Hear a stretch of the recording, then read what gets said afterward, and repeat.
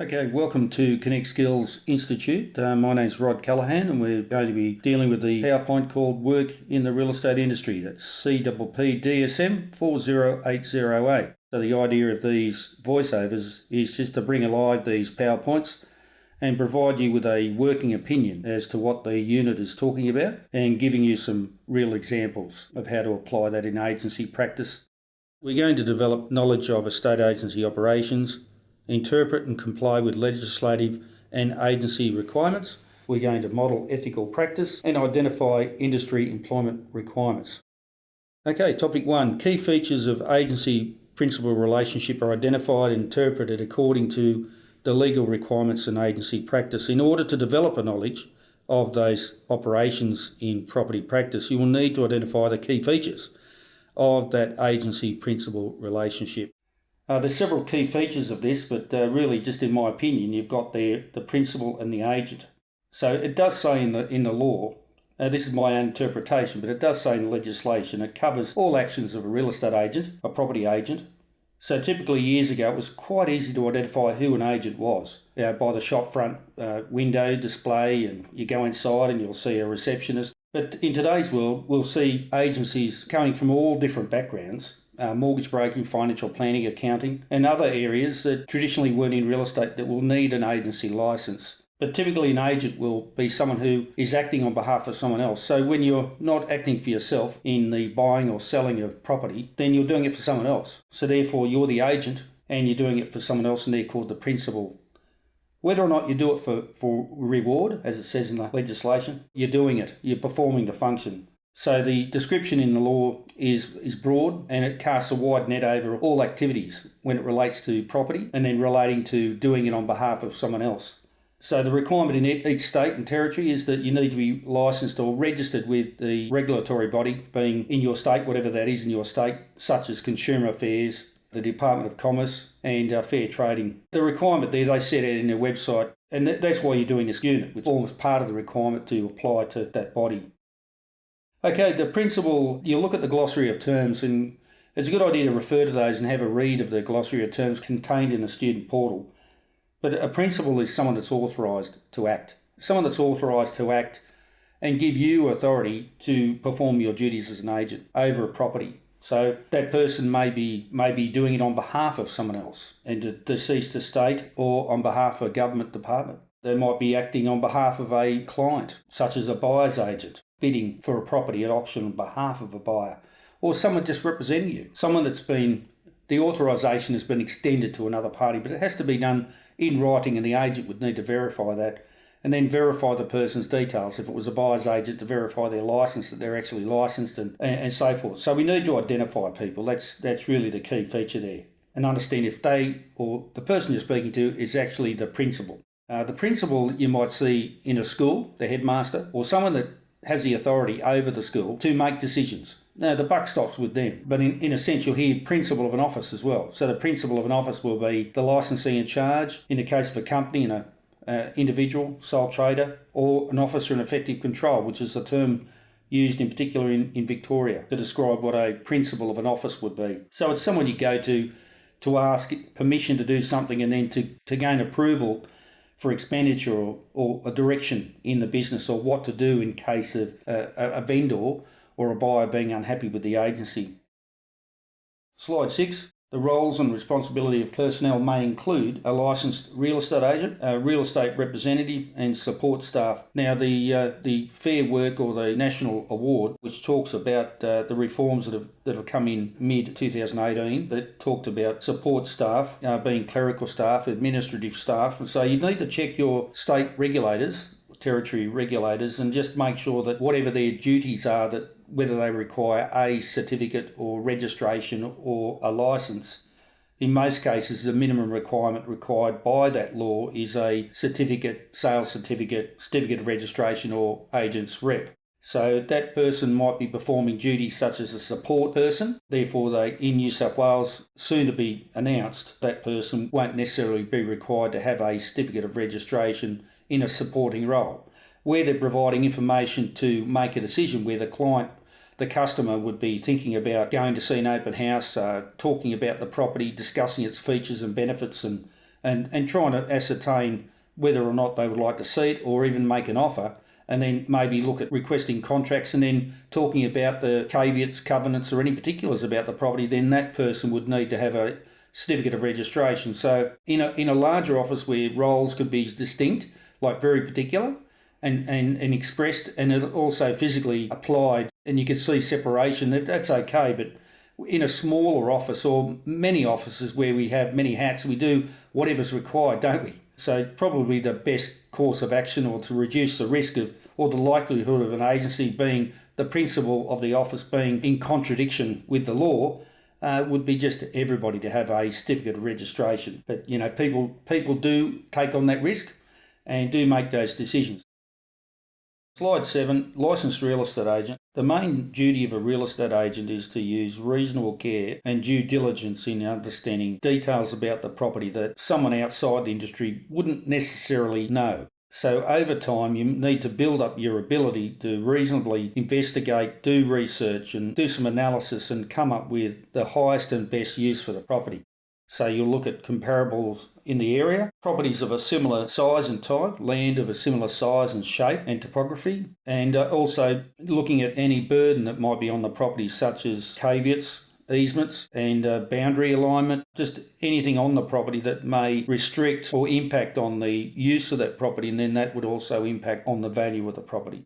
We also might need to go to local council and find out what's allowable on the property. Now, there could be a business on there, there could be running something from home there, a business from home, so sometimes that could be allowable under the local government authority. Otherwise, it may not be, and it may be simply something they're doing without having sought permission, so it can't be something you just advertise and say, oh, look, do this, run your business from home, without understanding whether you can legally do that. Some businesses might have an existing use, depending on the impact on parking and noise in the local area, because it's essentially a residential location if you're looking at a residential property. So what type of properties do we look at? So we can look at commercial properties, we can look at residential properties, we can look at retail properties, we can look at industrial properties. We can look at offices, high-rise. We can look at all sorts of properties in the property industry with your licence. Okay, we've looked at the highest and best use, and once we understand that, we need to provide the client, the principal, with information to substantiate our opinions. So they're not based on hearsay, they're based on rationale. So we'd like agents to become a little bit more complex, and the information they provide to be, more substance, so that it has a train of thought. It has a number of considerations. It has depth to it, not only breadth but depth, in terms of addressing any particular requirements or inquiries the client might have. So you'd have some standard things that you'd have in a proposal or in some analysis, but you'll also have quite a bit of information behind that you can refer to if the client needs it, because it's all about educating clients so that they can make an informed decision. So we've got the highest and best use, and then that's going to reflect to the highest and best price. Because I find a lot of agents, and we're not putting agents down, we're not saying that all agents are the same, but we all need to understand that it's not us we're acting for, and we're not simply getting a sale to obtaining a listing to make some commission. We actually have to work hard for it. If it's something that's not the norm, of course there's opportunity with that, but we have to find out what's the highest use for that property. I've come across a number of listings over the years where agents haven't done the homework. It comes to auction day, and we get there to set the reserve, and there's just absolutely no value has been added during that campaign. And I've found out within 5 to 10 minutes from people in the crowd more about the property than the agent can tell me. Now, typical agent would just be dealing with residential property day in, day out. What you see is what you sell. But come on, now we need to look further than that, because you need to be more diverse than that. You need to actually lift your uniqueness and speciality in the marketplace. You need to add value. So the only way to do that is get involved. So look around, have a look at your properties next door, talk to people, don't be shy, because you can learn all sorts of things from all sorts of people, not just the vendor, but also neighbours and people in the street, people that know that property. There's a lot of history with properties. And with someone that's been in the office for some time, they'll know the history of the area. The services are there, the noise levels that you experience in that area, the beautiful gardens that might exist, the lovely soils that are there, what's allowable on the land, whether you can put a granny flat at the back or you can put another townhouse at the back, or you can knock the property down, you can go up 3 stories, whatever it is, you need to investigate. That's your job. Okay, slide 8 we've already spoken about. So you can see there the duties of an estate agent and representative or salesperson, you can see there. Our support staff. So it's very important. The face of the organisation is normally the receptionist. And also you, when you're meeting someone at an open for inspection, or you're greeting someone in the office, you're the first point of contact for the client, for the vendor, the customer, and therefore that's a really important moment to show good face for the business, be pleasant, be open, and also greet warmly and communicate. So be active in good eye contact, a firm handshake, or just be interested and listen as well. So it's a very important role, support staff, receptionists. They play a vital role because they're usually the backup. They're the people that are not only covering for us, but they're providing the face to the business, as I said. On slide 10, we've got key operations, property sales. So in sales, we need to, as I said, in the law, it says we must physically see the property. So we'll write down broad details about the property with a sales focus. If we're in property management, we're looking at attributes such as the condition of the property to rent the property. Does it have the basic requirements to rent a property? Is it livable? Does it have electricity? Does it have gas or electricity for the water? And how many rooms is it? Are they habitable? Is there any repairs required? Is it on a busy street? Is there any parking? So some of the things you might look at will relate to sales, but it's different. When you're looking at it from a sales perspective, you're looking at to market the property, how to promote the property. What are these features and benefits that will be exciting to the market? And you're doing that for property management, but more so you're doing it to also protect the asset and increase its value over time. So you're assessing risks more so with property management. Of course, your role is going to be about looking at it, writing the details down, doing your research, coming back to the office, going through the photos that you've taken, choosing the best ones. You might even get professional photos. You could stage the property, get someone to go out there and have a look at, cleaning the property up, doing some minor things that for a very low cost to actually present the property in a better way. It's amazing how people don't like looking at work. So customers, clients, people looking at the property to buy or rent, they'll be looking at a property that's got little to do. Slide 11, business ownership models.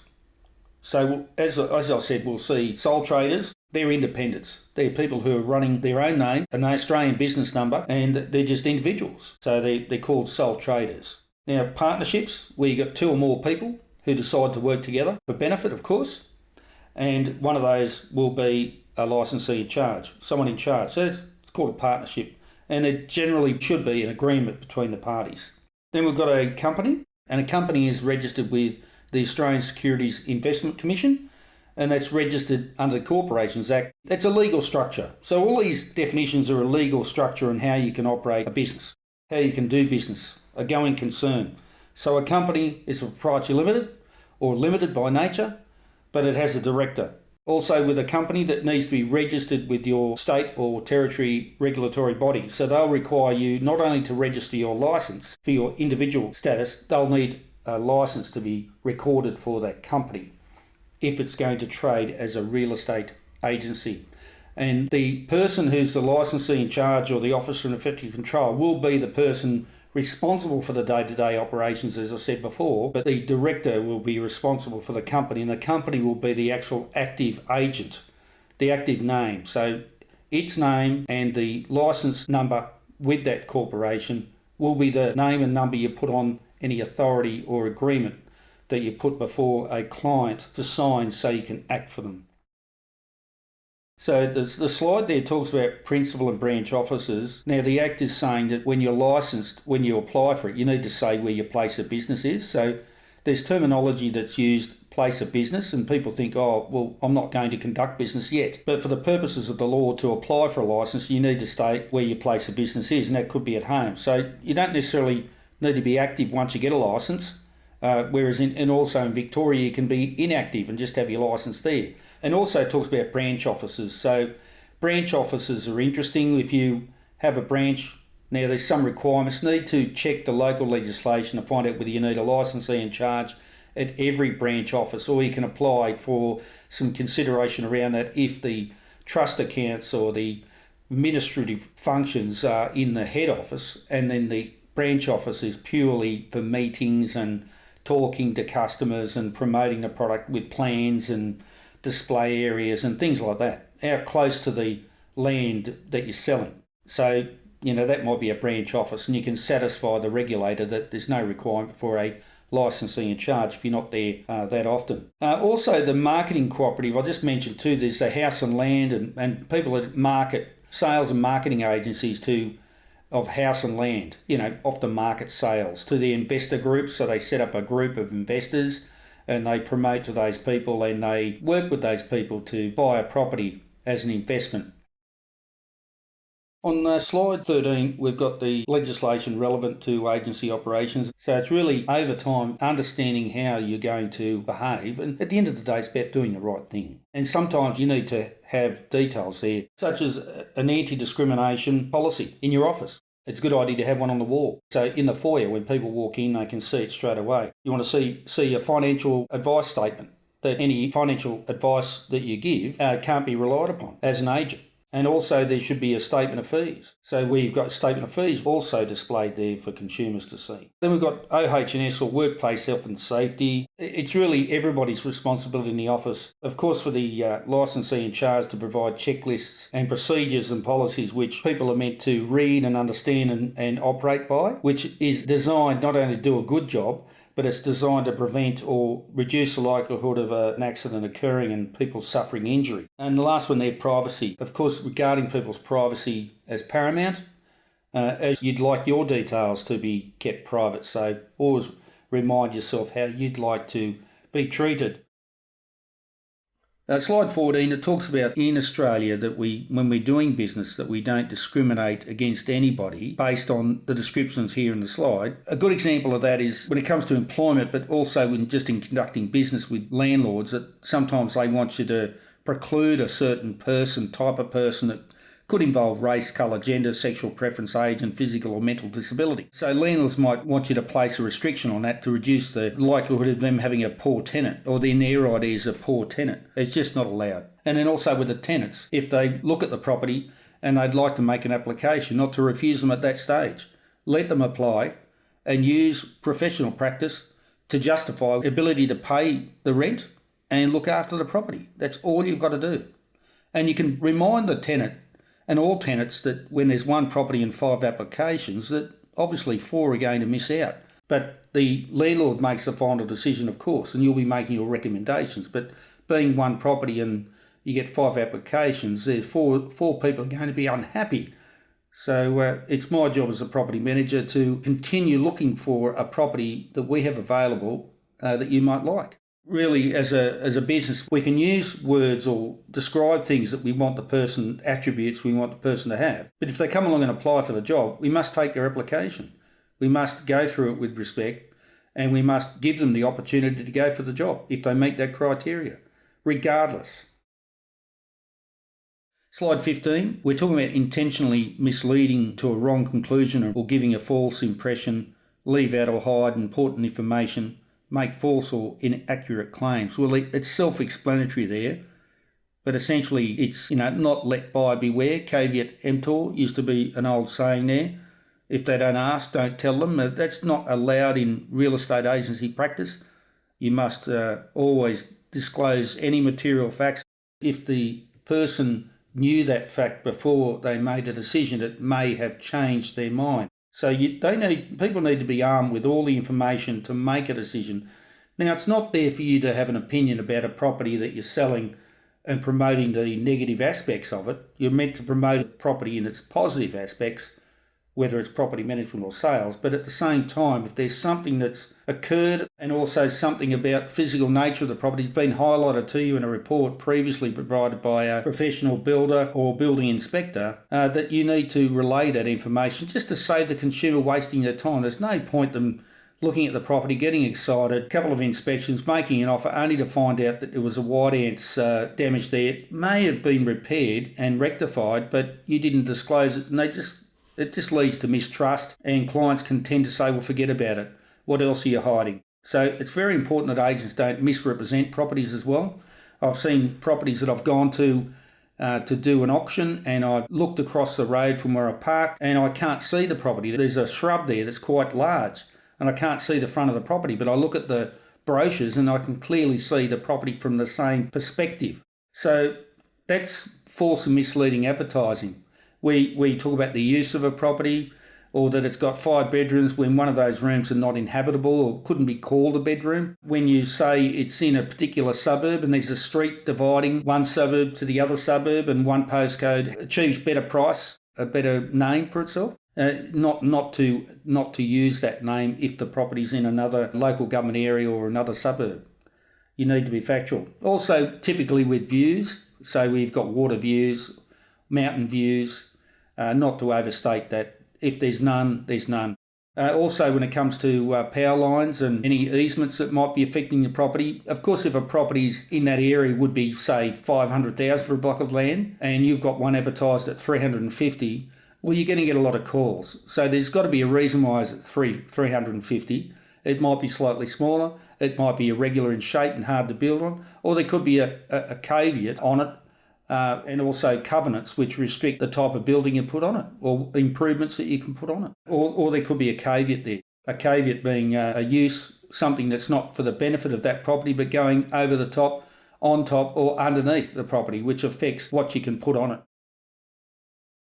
Slide 16, financial services. When we're making claims about the ability to get finance, it's really important that the estate agent provides opinions, and we really can't assess people's ability to get finance. So when it comes to people wanting to leave deposits and wanting to expressions of interests, or look at a contract, or you want to say, I've got a friend that can do mortgage broking, just try and refrain from that sort of thing, because those people need to be inducted or engaged with that professional in a formal way, and then disclose certain material facts about themselves before that mortgage broker can assess whether they can get finance or not. But there are a number of questions that you can ask people. Have they seen a mortgage broker? Have they been to the bank? Have they got no issue with getting finance? It's really up to them. You don't stop people if they want to buy a property, but at the same time, you don't want to provide an indication that they would be able to get finance, because we're not mortgage brokers. But all these acts do affect what we should and shouldn't say and do. Workplace health and safety legislation. Now, in property practice, it's really important, and I've had some experience in this. I purchased a rent roll, and within the first 6 months, I had a major accident in a rental property where an owner fell through the floorboards of a balcony and landed 2 metres onto concrete, which was sloping, and broke a leg. So that was the result. But I'll tell you what I did, which reduced the risk for me, the agent. I saw the property. I could see that there were pot plants on there. It was a bit shady most of the day. They loved their pot plants and watering the plants. No issue there.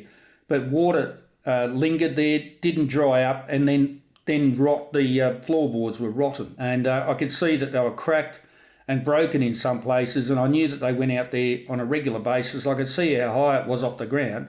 So I had a property manager with me, and I did a risk assessment and writing down any risks that I saw on the property, and I did so. And then I had my property manager take photos. We both spoke to the tenants, and we advised them not to go out onto the balcony, and we taped off the area. Now, that's about all we can do. We went back to the office, we notified the landlord. Some landlords are quite willing. This one in particular didn't want to spend the money on it, and then had a habit of wanting to come up and do the work themselves. And being about 30 kilometres away from the property, any promises that were made were easily broken, and I'll do it next weekend, or I'll do it next month, or I don't have the money. So when the accident happened, I called the husband. I checked on the wife's health and what was happening. In the end of the day, they knew that I'd talked about it. We warned them. We told them not to do it. They did it. They knew that had occurred. We did all we could, and nothing came of it for the agency. Nothing adverse happened to the agency, and of course the lady recovered. But it's just a good example of risk in a property management situation.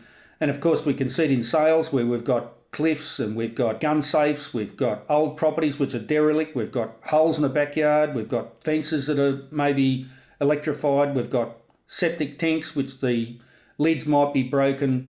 We've got steps which might be broken. We've got trees and shrubs which might have thorns on them, the kids running around and poke their eye out. There could be many things, and of course electrical cables and faulty wiring in a property. And And we don't need to be reminded that people can lose their lives, and they have done so. And I know cases, but I won't talk about it now. And also staff, young staff who are going out to show properties or run the open for inspection on their own, either late at night, especially in winter when it starts to get dark around about 4 p.m. It's very important that you might have a notification system where they SMS a certain code or a certain word, and they let you know that they've arrived and that they've left and the place is locked up. Because, of course, health and safety of people that are on site. So if you've got a risky site, it might be important to increase the number of staff looking after that home. So just a few tips there. Just on workplace health and safety, I believe there's a minimum number of employees before there's a mandatory requirement to actually have a meeting in particular about workplace health and safety. But I just want to say that it's everybody's responsibility, and it could be the use of mobile phones in the car for sales reps and property managers. It could be storing of boxes and archive files in the office, and it could be not being able to get to an exit, and then not knowing if something's happening, where to muster the muster point, so that you'll know that everybody's safe. And of course also we've got people that are going and maintaining and repairing properties, that we identify them as well. And when they come into the office, they sign in and sign out the key, and they sign the key back in. And also we've got a sign-in sheet for staff when they attend and when they go out. It's not only keep tabs on them, and that's what employees always think, that the boss is keeping tabs on you. It's really to look after you as well. And it's everybody's obligation to do their bit. And of course, look at your employment agreement, look at the policies and procedures of the office and any checklists that you've got, because you need to abide by those. They're designed not only to do the right thing by the client and customer, but also to keep you safe. On slide 21, it talks about the rules of conduct or codes of conduct, the ethical stance or nature that we need to have in property real estate, as we do with every job. And we need to be ethical in every place where we live, where we work. It's important to be ethical. Civilization requires people to be ethical. You'll see on the Real Estate Institute of Australia website, you'll see a code of conduct. You'll see on the Fair Trading website and other states and territories, just have a look there. They've got, I know in Victoria, they've got separate legislation for conduct, professional conduct. In New South Wales, they've got core rules of conduct and conduct for salespeople and property managers, for example. So you need to get to know those. And number one in New South Wales is knowledge of the law. You're not meant to understand these things overnight, but it's important not to have any disregard for these things and just be ignorant. Your attitude's really important, okay? Your attitude needs to be one where you're going to benefit from this knowledge that you receive when you invest in yourself. So, as I said before, one of Stephen Covey's 7 Habits of Highly Effective People is one of those is sharpening the saw. And that's no good trying to cut down a tree or saw a piece of wood or a log if you've got a blunt saw or axe. If you've ever used one of those, a chainsaw that's blunt, you'll be there for a week. But if it's sharp and you've spent the time learning about your machine, you've oiled it, your blade is sharp, it's not going to take long to cut through that wood. And it's the same with real estate. You need to invest in yourself over time. Every week, maybe an hour every week, is to go to your regulator's website, look at some journals, look at a newsletter. Mondac is a good one. Your regulator will have an email update as well. Go there and make it a point of yours. Put it in your diary. It is important to invest in yourself, to learn about legislation, rules of conduct, because I'm telling you, there are always changes. And the person that wins the day, who has more information than your competitor. And you can't rely on putting people down. It's the worst type of promotion you can ever do, is knock your competitor. You need to know your stuff. You need to have good knowledge of the rules and codes of conduct and professional etiquette and a standard, the benchmarks, to be able to say you're a professional agent. Gives you confidence. Then you can say to your clients, no, that's not true. This is what the law says. This is why I need to do what I need to do. I know people break laws. I know competitors may take shortcuts, but let me tell you, it feels unusual and it doesn't feel right when you do it for the first time, but if you do it for the second, third and fourth time, it'll become normal. And then next minute, you're off the straight path and you're doing the wrong thing. And one day you'll get audited. One day someone will complain and then you'll be pulled up and asked to show cause. as to why you shouldn't be fined or have your licence restricted or a condition placed on it, and I don't want that to happen to you. So you're not required by law to break it if your boss asks you to break it, your manager, supervisor. You don't have to break the law. You can refuse to do anything that is breaking the law. So you need to rely on your own ethical stance. Slide 23 talks about confidentiality of customer information. Of course, we need to have a clean desk policy. That's probably the best one, and make sure we put things in files. And as hard as administration is for most salespeople, because we're more customer focused and we're more about getting a job done and we don't like worrying about things too much, administration just gets left alone. So it's very important that either if you can't do it, that you respect people and have a good attitude. Administration is very, very important for your business, your sales success. And part of that is protecting people's information. The next slide talks about honesty. How do you prove honesty? And sometimes you're asked by the regulator to prove honesty. So the only thing you can do is make sure that whatever you need to do, that you provide the evidence that you performed or acted in an appropriate way. For example, you visited the property, you took down pertinent details, you identified the principal, the decision maker, you did analysis, you provided that analysis to the potential client, you provided any fact sheets or information prior to them entering into an agreement, you discussed the agreement with them, any terms and conditions. You gave them time to make that decision, and then you provided a copy once they executed that. You provided a copy within a certain period of time so that they have a copy of what they've signed. And then your conduct from that moment is one of clarity and honesty, because you're acting for the client. You've got a duty of care to the customer, but you're acting for your client. So it's important to be honest. Honesty sometimes is about losing. So sometimes a client may not need to sell their property because it may not be the best time to sell that particular property. They might be better off waiting. They might be better off waiting to repair the property. They might be better off waiting because they don't really need to sell it right now. When the market is low, the return might be lower than if they wait a year. So it's a benefit for your client who you're representing, and those things can really work in your favour in the long term. I will tell you that if you build trust and you're honest with your clients, they will come back to you and they will refer people to you. And that's the best type of client you can have, a referral. Okay, slide 25 talks about positive statements. Now, in New South Wales, for auctioneers that exaggerate on the attributes of the property, well, there's legislation which says the auctioneer shouldn't do that. And if they're found to have done it, like exaggerate on the attributes of a property, they can be fined if found guilty. And also any other positive statements about a property. I'd mentioned it before about views, about uses, about location, about the size of the property, the shape of it, access down the side, being able to put a granny flat on or build out the back, anything like that. Any statements, they need to be factual. You need to be able to support them with evidence. And some people have a more of a tendency than others to stretch the truth, and that's not your job. Your job is to be a professional and provide clear and precise information for clients and customers to make a decision.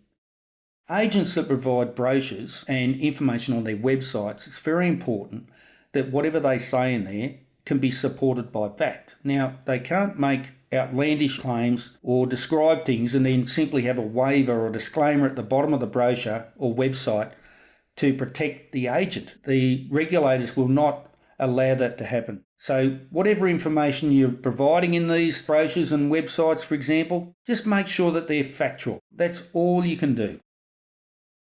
Rights of employees on slide 28. So we need good leaders. We need good leaders in agency practice so that we don't fall victim to a claim against the business and that staff don't feel that they've been shown poor bias because of the things that you can see in this PowerPoint slide, like race, gender, political beliefs, sexual preference. Now, our job is to act as real estate agents. Now, to get caught up in a web or a net about all these other things, I think the best thing to do is just have a good attitude towards everything, be positive and treat everybody with respect. Slide 29, responsibilities of employers to make merit-based employment decisions. Now, if we look at these things, I think for a person working in industry, it's important for your employer to have these attributes required to be able to do these things.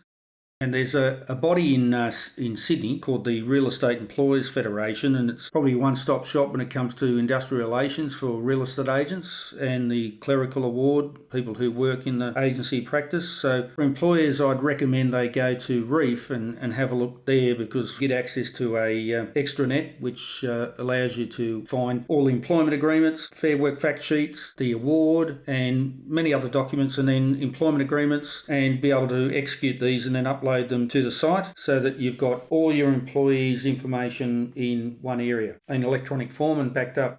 But as an employee, employees have the right to be treated fairly when their application is being reviewed, and also when they're being interviewed, that they're given the opportunity to, describe what they can do, and opportunity to apply for the job and be considered. And that job offer would talk about what your job role is, what your job title would be, what your wages would be, and a brief example of what you'd be doing.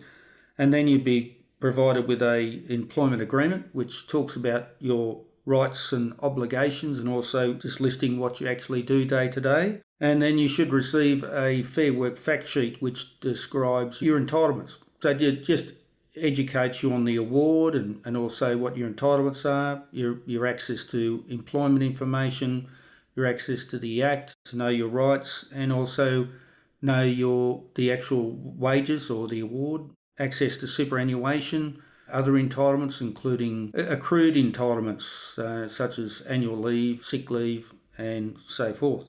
Go to the Ombudsman, the Fair Work Ombudsman's website, fairwork.gov.au, and you'll be able to click on and locate the award, and see in there what the car allowance would be. And also this year there was an introduction of the motorbike allowance as well. So you'll see what you're entitled to, and the provisions around commission-only employment. So the requirement for you to be able to satisfy your employer that you can earn at least 125% of the award for a sales representative to be able to go on commission-only. Slide 30, talking about the licensing and eligibility requirements. You need to check your local guides. Each state and territory is different, but essentially the categories or descriptions are similar, and it'll either be based on experience, either having 1 to 2 years experience as a salesperson or a certificated person, or no experience required to apply. On slide 31, so in New South Wales in 2018, there's no experience required to apply for your full real estate agent's licence. But in the coming 6 to 12 months, I believe they're going to bring back in the requirement for 12 months experience or 12 months registration under a licensee in charge before you can apply for your full real estate licence. So you need to check the regulator's website for what the current requirements are. We've got agent representative on slide 32. I've talked about the principal's job, officer and effective control, supervising and being in control of the day-to-day operations. We've talked about not misleading and providing correct factual information. Slide 35, the Australian Consumer Law provisions do affect real estate agents because it's an umbrella law. It's there to replace the Trade Practices Act and Fair Work law, and it was there to, each state and territory had different laws. As you know, the different eligibility requirements for agents are different in each state and territory, and it can be quite frustrating if you are selling investment properties to people in other states and territories and properties to people in your state from other state and territories, so it can get quite confusing about the legal requirements. So the Australian Consumer Law for the consumers is one big law now, an umbrella law, and those laws dovetail into state and territory laws as well. And I'll give you an example. So if you're going around and you're door knocking to get some listings for sale, and the person answers the door and they say, yeah, sure, I was just thinking about it. We're talking about an unreal scenario, but it can happen. I've had it happen to me, but not very often, but it can happen. So to say, you come inside, we were only talking about listing our property for sale. So you go in there and you're very convincing. You do a good job and they say they want to go ahead. So you sign authority, you have an agreement in your back pocket, in your bag, and you're very professional, and you go through it and they're very happy, and away you go. You've got a listing. But under the Australian consumer law, that's unsolicited contact. That means that you weren't invited to come in and go inside and speak to the client and then form a contract. Now, once you form a contract with unsolicited contact, you have to give the consumer 10 cooling days to consider what they've done. And there's no contact for 10 days. So as a real estate agent, that'd be pretty poor practice, wouldn't it? You'd get most consumers would be ringing the agency and saying, what happened to Rod? He was out here 5 days ago. He promised all these things, that he was very proactive and good communicator and always on the ball and doing things on time. And this is what he promised us, and we haven't heard a thing. So when you do that, it's very important that you know the law so that you can apply it appropriately. So in other words, instead of doing a 10-day cooling off on an agreement with unsolicited contact, the other practical way around it would be if you knocked on a door and they said, yeah, come in. Just say, look, I'm still knocking on doors. I'm just getting people's details to make appointments. And when would it be appropriate for me to come back and look at your property? And they'd say, oh, well, tomorrow's good, tomorrow at 4 p.m. You go, okay, we'll see you tomorrow at 4 p.m.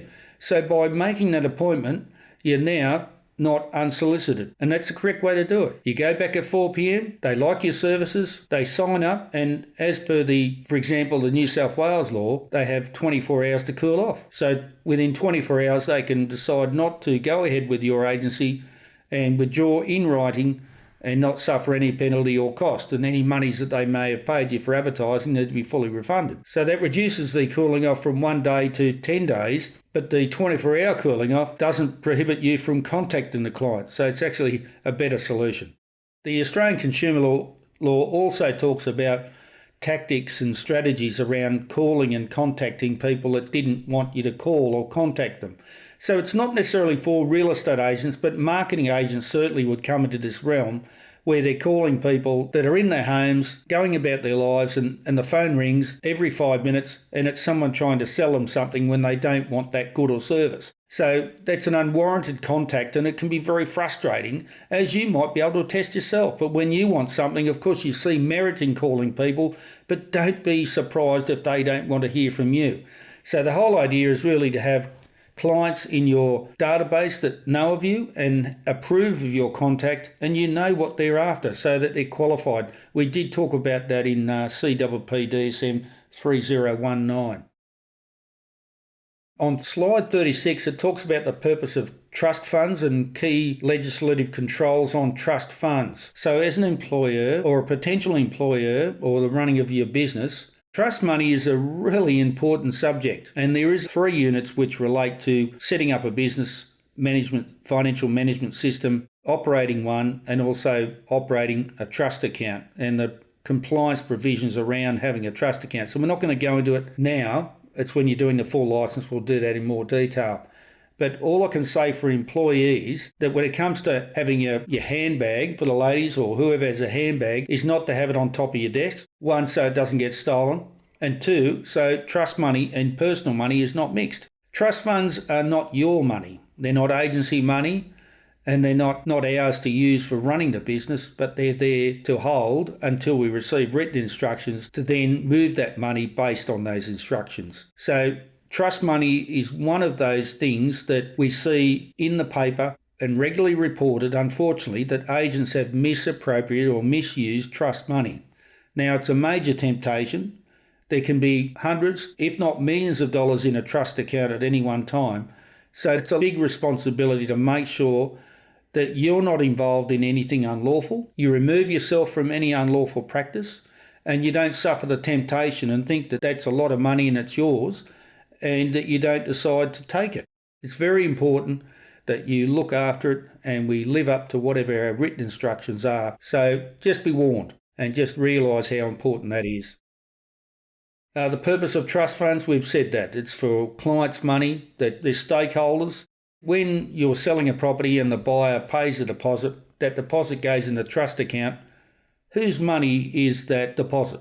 It's the stakeholders' money. So, of course, the buyer is a stakeholder for that deposit. It's theirs. They put it in there. But now it's part of a contract, an agreement between them and the seller. So the seller's also a stakeholder, and then with an agency agreement on authority, the agent is also a stakeholder for the commission as a result of selling that property, and anybody else that might believe they could be stakeholders, but they'd be the self-evident ones, the ones that are in the agreement on a contract. So if someone disputes trust money, what does an agent do? Well, you don't run or do the actions of the most dominant or aggressive person in regard to one of the stakeholders. You'd freeze the money in the trust account and say, well, look, until the parties agree, and it wouldn't necessarily be the agent. I'd say more so the seller and the buyer, if they have a disagreement, that you simply hold those monies until you receive written instructions as to what the agreement is, and that both parties do agree in writing and you receive that before you move the money. So you might think it's yes, it's the buyer's, but no, it's everybody's. It's connected to that property, that transaction, and if everything's harmonious and the money's moved where it should be as per contract and agreement, that's fine. When there's a dispute, you wait until the parties resolve that.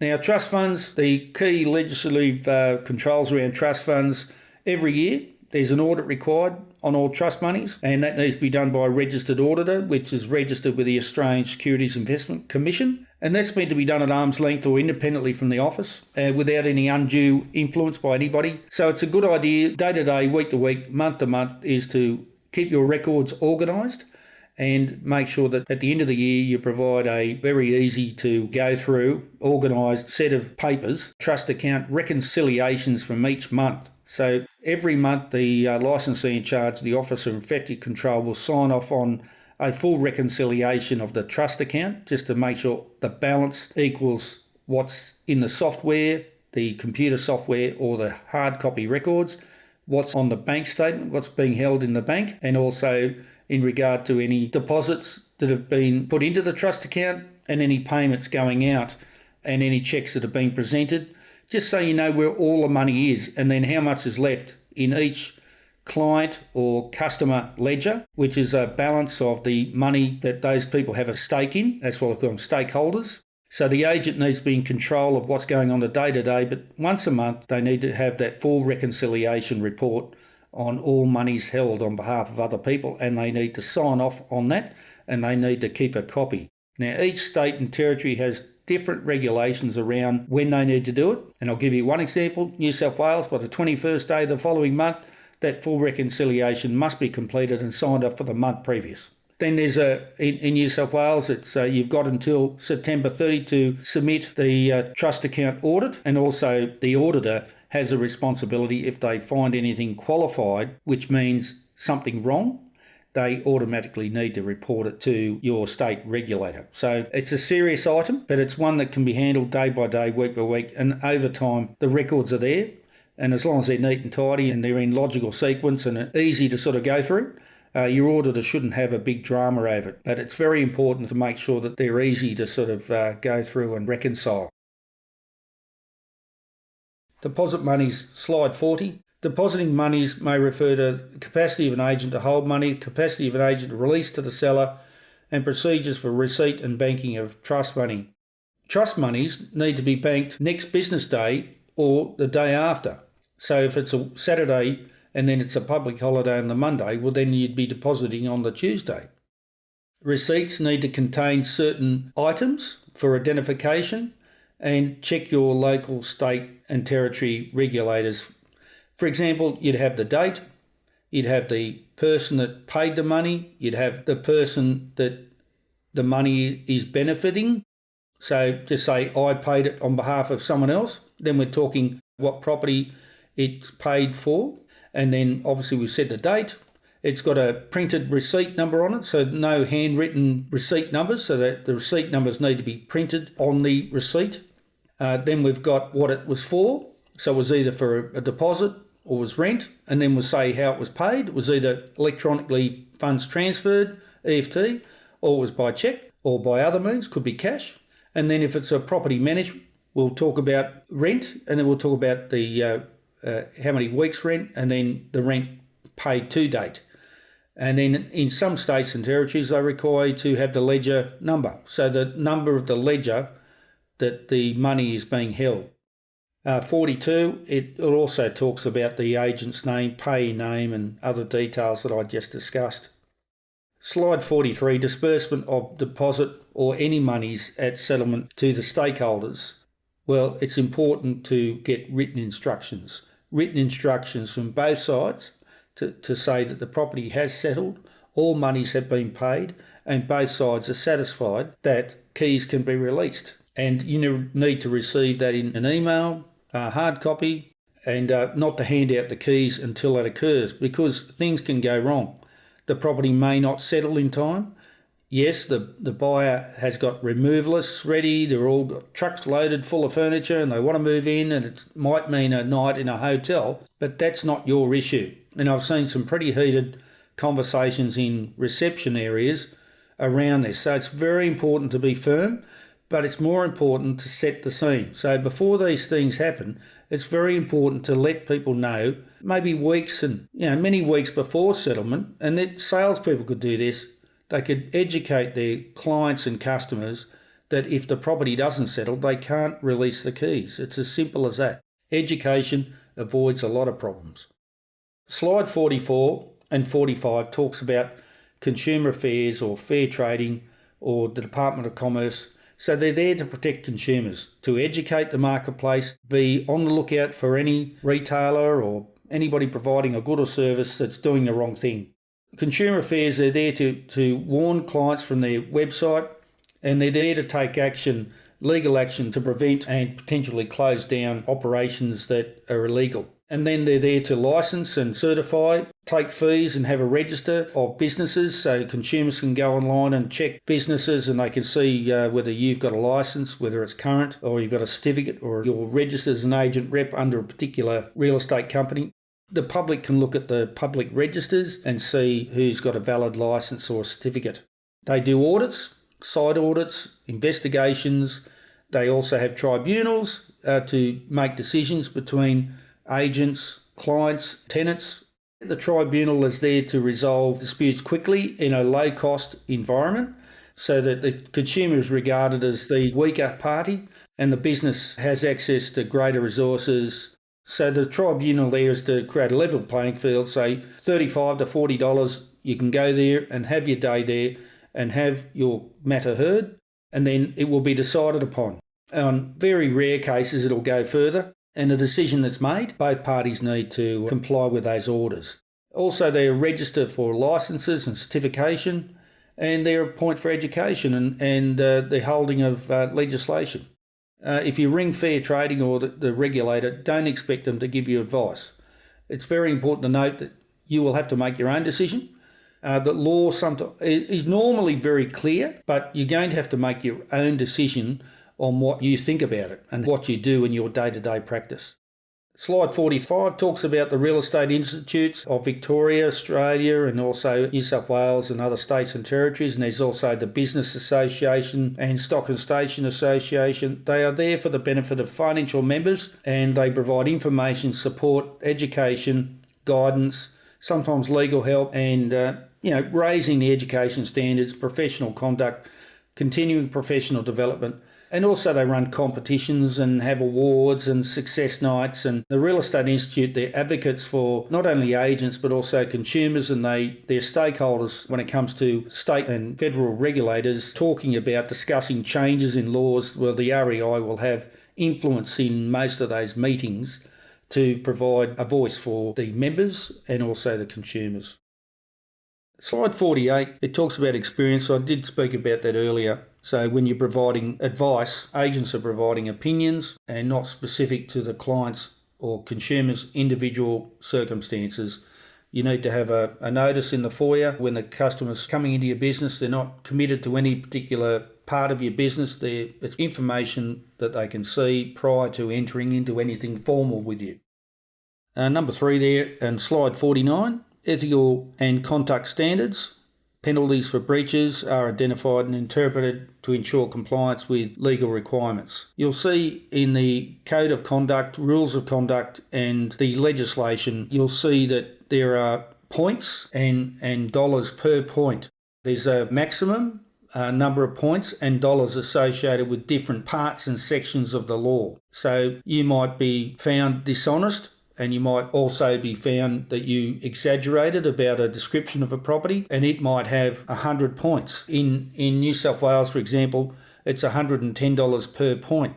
So that'd be $11,000 if you got the maximum fine. So fines are meant to be a deterrent, but can I recommend that you don't wait until you're investigated or someone complains and you don't need a fine. So I'd recommend that you understand, again, the minimum requirement to comply by law, and make sure you're educating your clients, you're providing information, give them time to think about your services, ask any questions, provide the appropriate cooling off, provide the fact sheets that your regulator wants you to at the timing. So timing is very important. And that you don't say anything that's dishonest, exaggerated.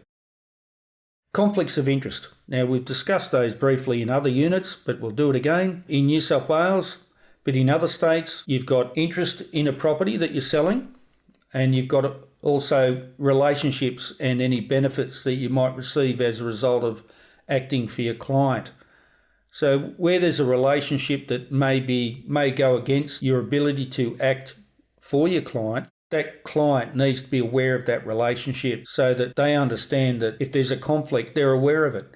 And addressed in an early stage, they could say, yeah, no worries. Because in business, we need relationships, we need networks, we need other people around us to get a better job done, because that's what makes us more valuable, because of our contacts. But where those contacts actually cause our clients to receive a lesser service or less information, and where those contacts and relationships that we have outside the relationship with our client is of a greater importance, and there's a conflict in terms of money as well that might be provided, then we need to say no to those. And also, if we say yes to those, we need to disclose those to our client. Now, the time of those are very important before people make decisions. So it's no good after as we say, the horse is bolted, to then say, oh, by the way, I know this person and I receive a fee to refer you to a mortgage broker or to a valuer or to a building inspector, or the buyer gave you $20,000 in a brown paper bag. Now, that's an exaggerated example, but it does happen. Money can influence people in the wrong ways. As much as it's a positive thing, making money, being successful and having nice things around you, when someone provides you a large incentive like that, human nature can tend to be tempted by that. So when those things occur, it's a flat no. Then also there's a beneficial interest. A beneficial interest is where the agent is selling their own property and the agent is interested in buying a property that one of their clients is selling. So when that occurs, it's very important to disclose before interaction takes place. Say your staff member's interested in buying a property that you listed, that they don't look at the property 2 or 3 times, take the parents through and take their boyfriend or girlfriend through, or their husband, and then they make offers on it and they really get excited, and the seller's involved and the agent who's acting for the seller's negotiating, and everything seems normal. And then right at the end, the agent will say, oh, isn't there something I need to sign? And they'll ring me up and say, have I forgotten something? What is that we need to disclose? And I'll say, too late. But you better do it, but it's too late, isn't it? The important point here is to do it before the interaction occurs. So if a staff member wants to buy a property or look at a property that you've got listed, well, in your employment agreement and your policies and procedures, it will set out what happens when that takes place. So they should know. But then your supervisor and your manager and your licensee in charge needs to abide by those same rules of conduct, policies and procedures. And then the law also states when there's a beneficial interest in place that you need to automatically do things. So the timing of it's very, very important. Slide 52. We've got some links there to some government areas to learn more about conflicts of interest. Slide 53 and 54 about some of the privacy ramifications and offences relating to ethical and conduct breaches.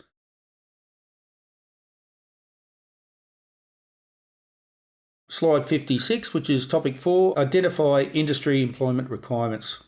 We've talked about that already in terms of being an employer and an employee, and may I recommend you go to the Fair Work Ombudsman's website, locate the award, have a look at the classifications that relates to you, sales or property management, look at the car allowance, look at the other allowances, look at the provisions around commission only, look at the mobile phone allowance and what the obligations is for the employer and is for the employee. So you need to know your rights, and so does the employee. So it's a combination. The employer needs to know exactly what that you're entitled to and need to inform you, but also it's a good idea that you know yourself.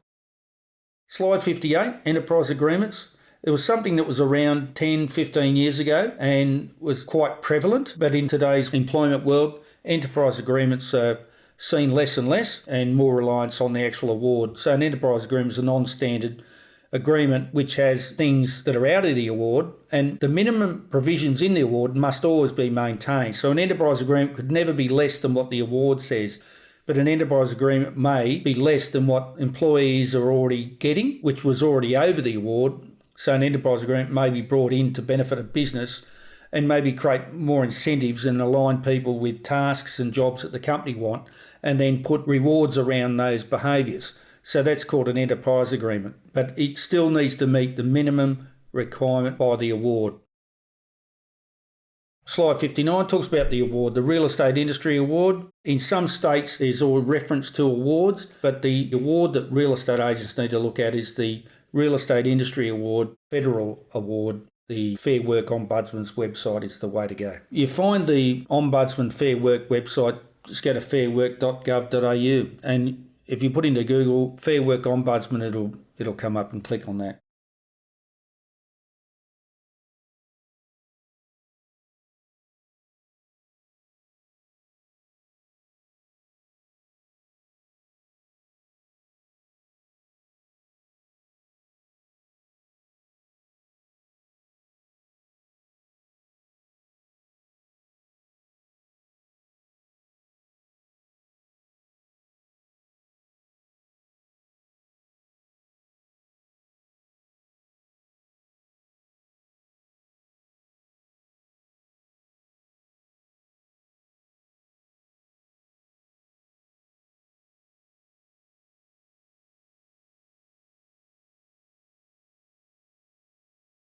Slide 64 talks about communications. We've discussed that in previous modules, but you can read there that active listening, being non-judgmental, and that's really important, is to not use bias or make fun or make a joke, and also preclude, stop listening because you've judged someone. There's minimum rights that they have, and as a business, a professional agent, you need to listen to all parties, because there will be stories or situations that you need to take regard to, and you don't want to be asking them to repeat themselves. It's only going to make people more angry. And if you make a joke or comment, and it may be in jest, or you might think it's funny, but it can really hurt our customers and clients. Exploring problems. So if someone's got an issue, it's an opportunity, isn't it? It's an opportunity to improve your business, and it sounds cliche, but it's so true. And most people don't complain, so we want to explore avenues to improve our services. That's really the key. Then it's got expressing an individual perspective. Well, it's all about respect and walking in someone else's shoes, and that's essentially what an agent does. When they sign up a client, they're walking in their shoes. They're doing the best they can as an agent, which is much better than what a vendor could do themselves. But essentially, you're walking in the vendor's shoes and providing sufficient time for questions and responses. We've mentioned before how important it is to abide by cooling off periods, information for a certain period of time before signing an agreement, and then not putting high pressure tactics, harassment, or telling exaggerated lies in advertising to compel people to do things when it's not quite true, when it's not correct. So unethical practices do exist. So of course you'll say, we know what to do, but I'm just reminding you, when there's a benefit for you, sometimes we can have a conflict and then decide to do something which is not quite right, because we don't always want to turn away from our benefit, but it can be in the client's best interest to do so, and I did mention that before. Slide 65 is talking about reflective and responses in conflict situations. So, in my experience, if someone says, look, this happened, and I might go, can you tell me about it? And if someone says, I'm so upset, says, sorry to hear that. How can I help you? So you use the same tone, you're reflecting, you're mimicking, mirroring that person, not only body language, but also the tone and the rhythm of their voice, so that you can connect. It's all about connection. So if you're speaking to people with a set of headphones in your ears, you imagine what that would be like? How would you feel if someone did that? Sucking on a lolly, headphones in the ears, and looking down at an iPhone and someone's trying to talk to you. I know it's an exaggerated example, but it just gives you an idea. Also, it talks about culturally appropriate communication and using plain English. Of course, we like to puff ourselves up sometimes and use jargon. So it's important to use normal layman's language and not try and puff ourselves up, as I say, trying to make ourselves out to be very, very important, and then to slow down. If someone comes into the office and their grasp of English is not the best, well then spend the time with that person and understand where they're coming from, what they want to do, and normally you can do it. You can find out what they want, and that gives you another opportunity to do some business. And then if you look after them, because I'll rest assured that they've been somewhere else and maybe someone has treated them unfairly and with bias, and their experience in everyday life might be the same as if we went to another country and our language was not the main language for that country, how we would be treated and how we would feel as a result of that. So on one hand, it's an opportunity for the business to address a need of a particular culture or business style of people, the products and services that they might need or want to make decisions when they might need to provide. And, there are people that we talk to that might be financial planners, mortgage brokers, accountants, and financial assistants. Like there are government services that provide financial assistance and support. You might have a tenant that's in a violent situation. You might have to refer it to the police. There might be things that you might need to do. And, of course, being compassionate and caring. So today's world, I find that people just don't seem to care as much about other people as they should. Of course, we all like people to care about us, but do we show that honest care for other people? We're doing a job. We don't wear our heart in our sleeve. It's not our job to be abused when we go to work, and I've seen that plenty of times as well. So if you maintain professionalism and you be respectful and appropriate with everybody and treat everybody fairly, equally, and give them access to all information and give them time to make that decision. If they're rude to you or unfair to you, you don't have to take it. But the most important thing is your action, because at the end of the day, with good, quality, consistent professional actions, you're going to get results. And it's going to give you more pleasure in your work, and you're going to be happier, and you really enjoy your chosen career in the real estate industry. So challenge yourself to think how other people are feeling when you're saying something, the impact on them with your body language and also your words. And then also thinking about who you're dealing with. Understand their point of view, where they're coming from, their situation today, what's happened to them beforehand to get here, what's their emotional state. Not everybody has their act together. Not everybody's of a good state of mind. So some people can be very angry today and very pleasant the next. We know ourselves, it can be very distracting for everybody in the office. So the key for a good functioning office is one that has harmony, has lots of systems, and people know what they're doing. They're educated, they know how to act professionally, and that when something happens, they know what to do. So we have certain rooms, or we might have a round table, or we might have a place where we take people, they're not happy, so that gives them an environment so we can deal with it. Or we've got proper timing and other things and information which is honest and correct, so people can make decisions without feeling harassed. 66, appropriate rapport. Now, you've got professional pundits out there which talk about the first 5 minutes, 5 seconds, the first, whatever. But of course, if you're not connecting with someone, it's good and it's professional to refer them to someone else in the office that can. It's okay for clients to sometimes say, well, you don't look old enough and experienced enough to deal with my situation. And that happened a lot in real estate.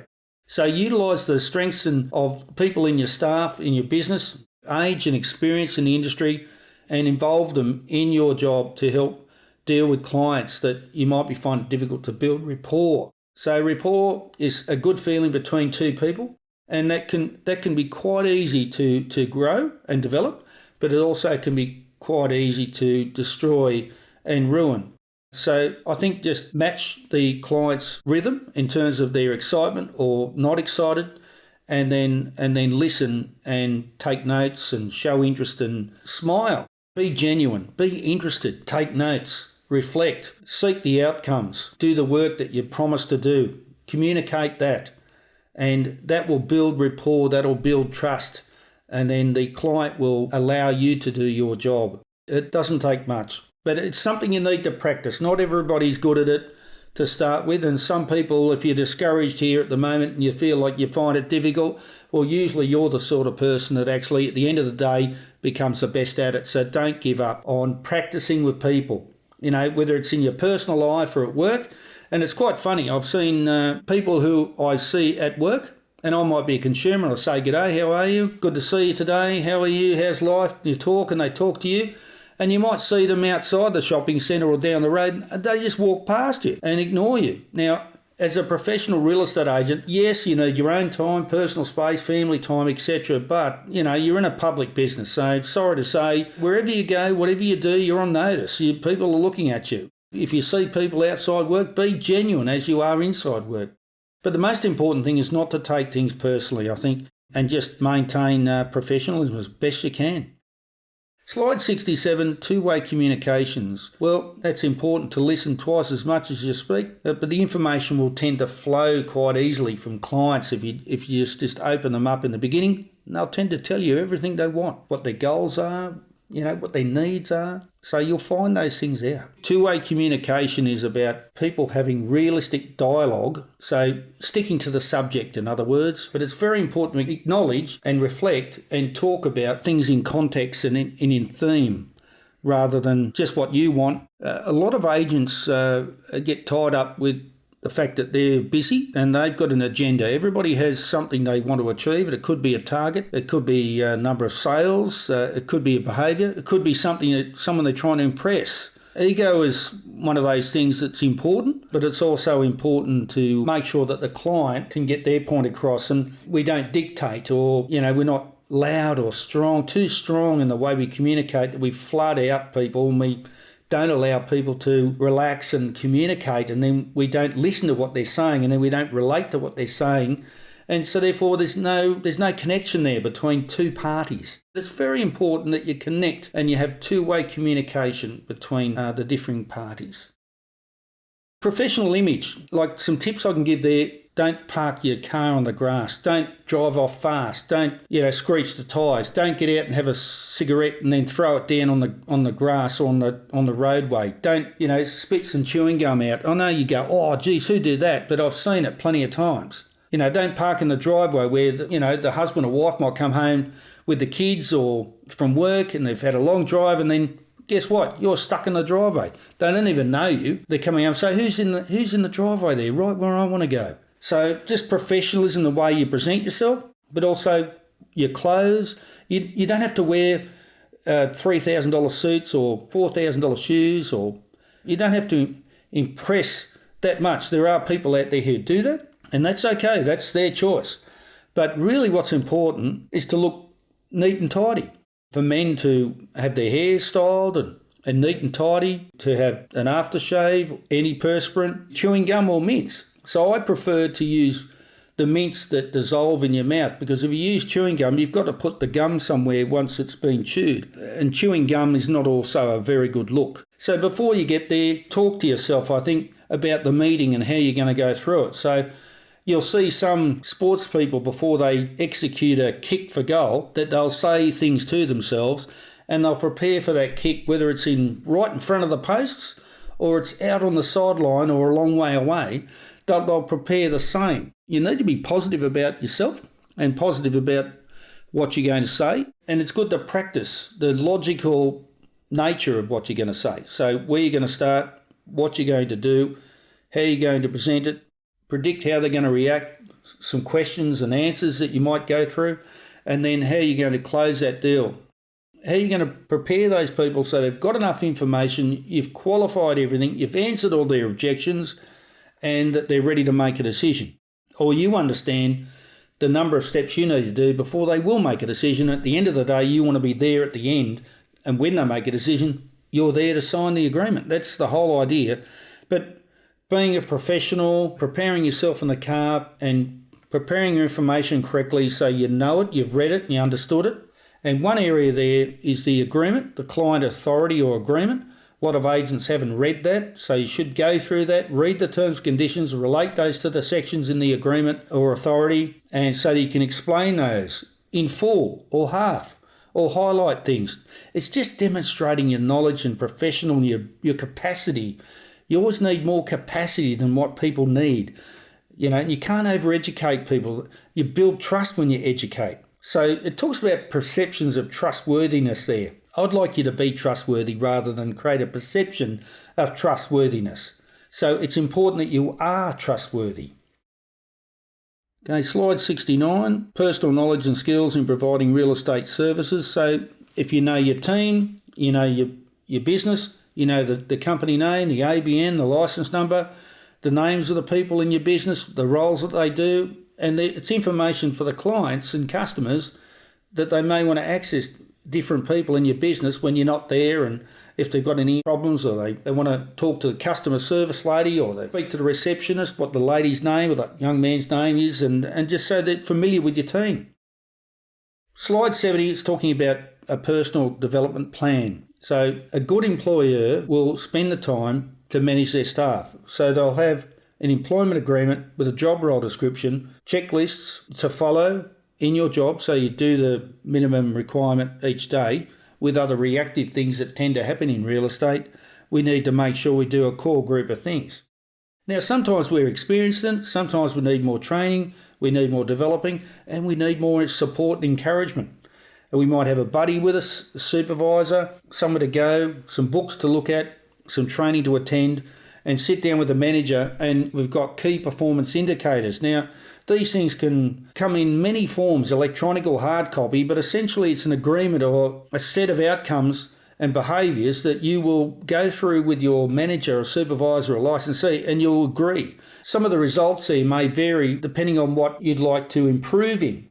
So they might have more results around listings, more results around, renewals of leases, making sure there's no leases that are out of date, rental arrears, or it might be listing presentations or door knocking and, working hard to get more prospects. So whatever it might be, those key performance indicators, you'll sit down and then you have a key performance review.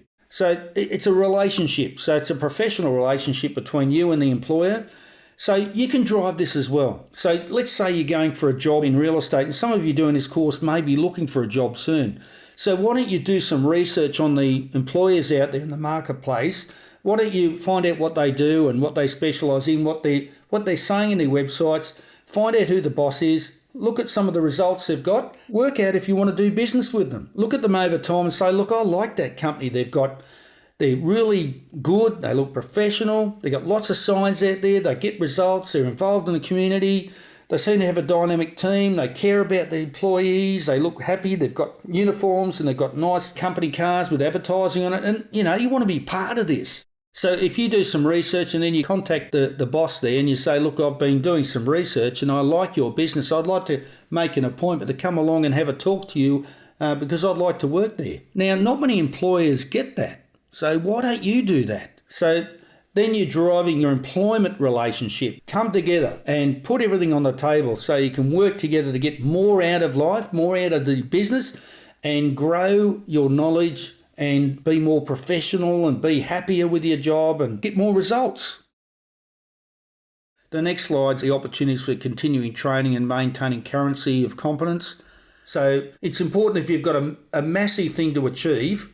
You want to climb a mountain, or you want to do 5 to 10 sales a month, or you want to make sure there's low arrears and there's no lease expiry dates, no leases out of expiry, and your maintenance is up to date and you've got no complaints and you've got a net positive result on the number of managements, you're growing the number of managements. It's important to have self-goals, to get to work on time, that you get up in the morning, you might go for a walk, do some good exercise, eat well, have breakfast with some positive people before you start the day, listen to some sales tapes, have a mentor, which is someone that usually picks you rather than the other way around. You can ring up companies that provide mentor services, but I think the best one is the one that finds you.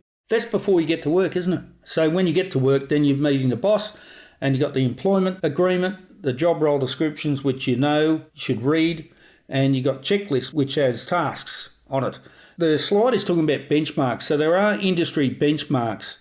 So there are the professionals who said, well, you need to knock on 100 doors to get 10 listing presentations, and then out of the 10 listing presentations, you're going to get 2 listings, and out of 2 listings, you're going to get 1 sale. So the benchmark might be that you're going to grow the rent roll net by 2 or 3 properties a month, or that you're going to keep the vacancy rate lower than the average vacancy rate in your area, which might be 1.5 to 1.9%. You're going to keep yours down to 0.5%. And there's a rating with that, and then there could be a reward. So it's either behaviour, a result, a reward. The reward could be money, it could be promotion, it could be whatever. But generally it's linked to job satisfaction, and then it also can be linked to training, development opportunities that the employer should work with you. And also it's a bipartisan. It's a combination of you standing up, having your own goals and saying what you'd like to do, where you'd like to go, and the employer working with you and helping you get there. It's about people really being enthused and excited about their job and about their career and where they'd like to go and how they get there. And then a good manager will sit down with you and say, well, okay, how can I help you get there? And as a result, I want something too, which is for you to perform to these key performance indicators. And that's a separate document you'll create and sign off on. And then once a quarter, which is just a rule of thumb, could be once a month, could be once a week, who knows? But once a month, no more than once a quarter, you sit down and you do a key performance review and you just review those indicators and just see how you're going, how you feel. Do you think you're going okay? And then how the boss thinks. And then you make some notes and say what areas for improvement. You know, okay, we'll give you some more time on that one, or we'll send you to a course, or read this and do that. And an opportunity to talk to the boss about what you're doing outside of work. And, you know, it just builds a relationship and it's very effective. But you need to create some goals for yourself. Okay, now we're towards the end or at the end of this unit, CPPDSM4080A, work in the real estate industry. So in completing this unit, I hope that I've given you a good understanding about preparing yourself for the industry, but more so preparing yourself personally, that inside and outside of work, you need to be professional. You'll always be on. As a real estate agent, it's very important. And that you work with your employer and your colleagues to maintain respect and to work hard and effectively and understand the legal requirements and make sure that you don't break the law and also you don't break your own ethical stance. I hope you've enjoyed what I've had to say. I hope that you've now thought about it. You're starting to have an opinion of your own and you've got more direction to complete the assessments. Good luck, and we'll talk to you next time.